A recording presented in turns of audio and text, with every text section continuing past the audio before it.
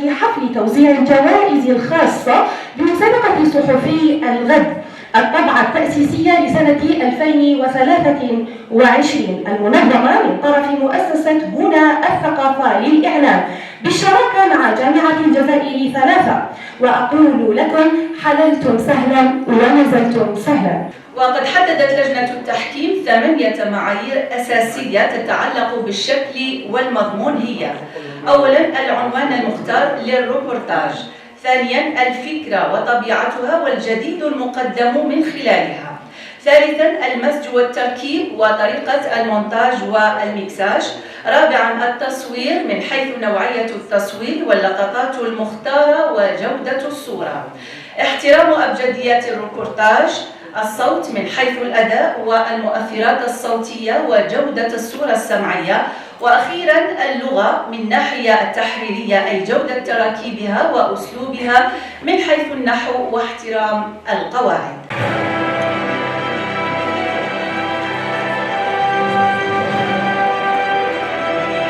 الصحراوي الذي لا يحلو السهر من دونه، ويتم إعداد الطعام حسب طريقة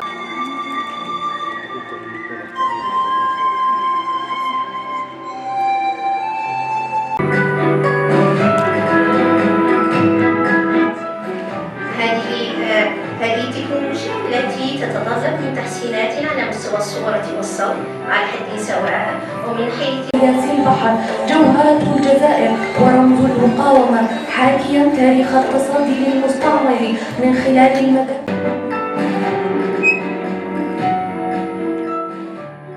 مرحبا بكم، معكم سارة بوعيات صاحبة مؤسسة هنا ثقافة للإعلام.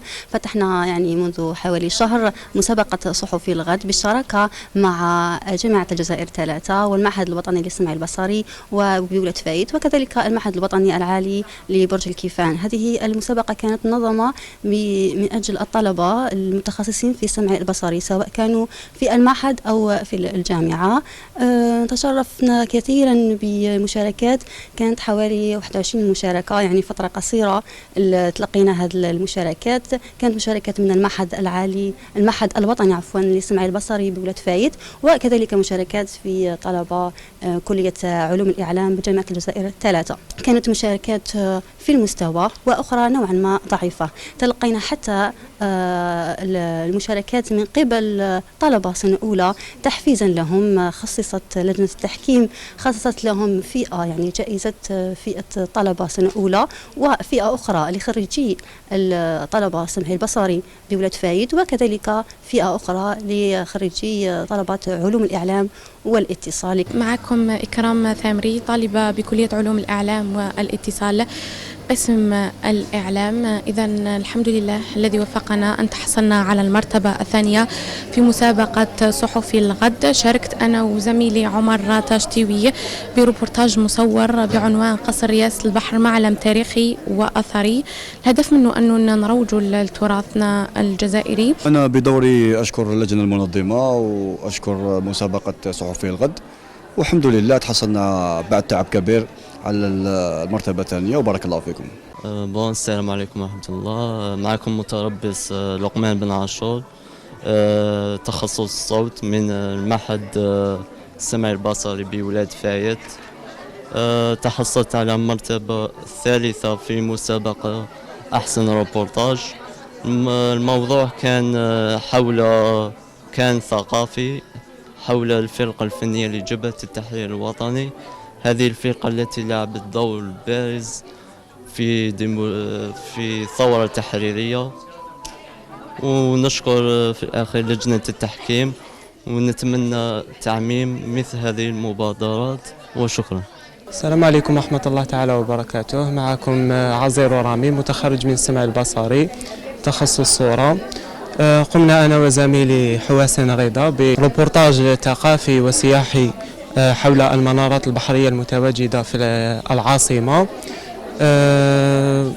هذا الروبورتاج شاركنا به في مسابقة صحفي الغد، وقد نال المرتبة الأولى. نحن جد مسرورين بهذا التفوق، وسيكون إضافة لمعهد السمع البصري.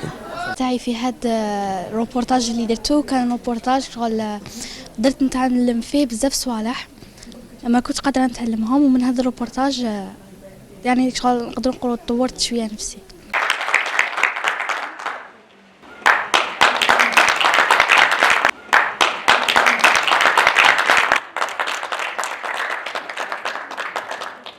شكرا للحضور الطلبة، شكرا للمشاركات التي شرفتموني وشرفت كل شخص شرف المؤسسة تاعو، سواء كلية العلوم الإعلام والاتصال بجامعة الجزائر 3 أو المعهد الوطني للسمع البصري بولد فايد الذي يخرج وينجب إطارات.